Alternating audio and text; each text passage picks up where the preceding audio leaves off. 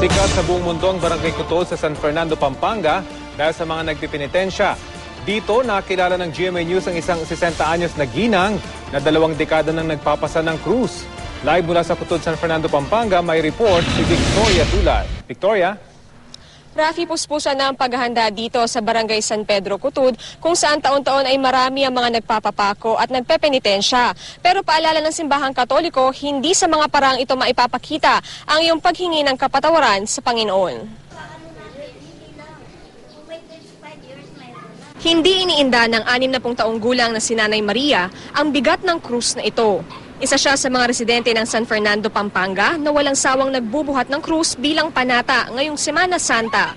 Ginagawa niya raw ito hindi para sa sarili. Kapalit ng mga sakuna, sana wag kaming angdat na ng mga sakuna sa mga anak ko na sana bigyan silang magandang buhay. 20 taon nang nagbubuhat ng krus si Nanay Maria bilang panata. Ilang araw bago ang Biyernes Santo, puspusan na rin daw ang kanilang paghahanda. Ito ang krus na kanilang gagamitin, bagong pintura pa.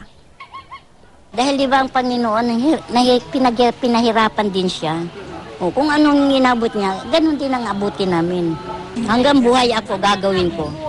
Ang mga gaganap naman sa Via Crucis o Way of the Cross, araw-araw na nag-iensayo. Isa sa kanila si Ruben Enaje na muling ipapako sa krus.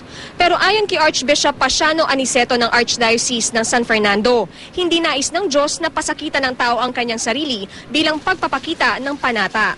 Nagbibigay ito ng distorted image of Christianity.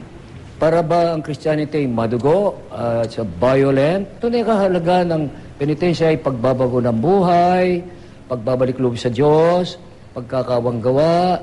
Matagal na rin naglabas ng pastoral statement ang Arsobispo. Yung sinasabi ng Panginoon, sabi niya, ang tunay na penitensya ay pakikiugnayan sa Ama, pumasok ka sa kwarto mo at hindi natin dinidisplay sa television. I don't judge the spectators there, pero ilan talaga bang nagdarasal doon?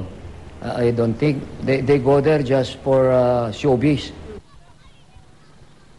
Inihahanda na rin ang lugar kung saan gagawin ang pagpapako sa krus. Umaga pa lang naglagay na ng mga poste ng kuryente na siyang kakailanganin para sa sound system. Sinimulan na rin ang paglilinis sa lugar habang pinalibutan naman ng harang ang burol na pagtatayuan ng mga krus. Nagkabit na rin ng mga exit at no entry sign.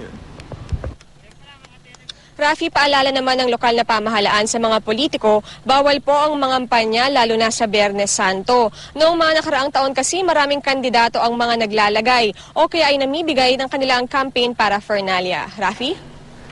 Maraming salamat, Victoria Tulad.